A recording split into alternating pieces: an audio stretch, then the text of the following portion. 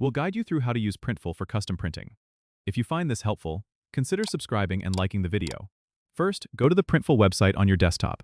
Once there, you'll need to log in or create an account if you haven't done so already. After logging in, you'll be taken to your dashboard. On the left-hand side, you'll see a menu. Click on the Products tab, which will take you to the product catalog.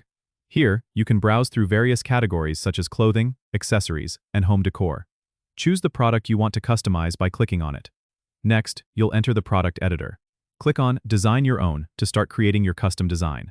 You can upload your own image or use the built-in design tool to add text, shapes, or graphics.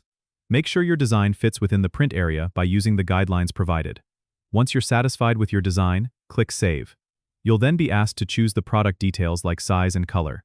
After selecting those, click Add to Cart. You can review your order in the cart and make any necessary changes. When you're ready, proceed to checkout. Here, you'll enter your shipping information and choose a payment method. After completing your purchase, Printful will handle the printing and shipping of your custom product to your specified address.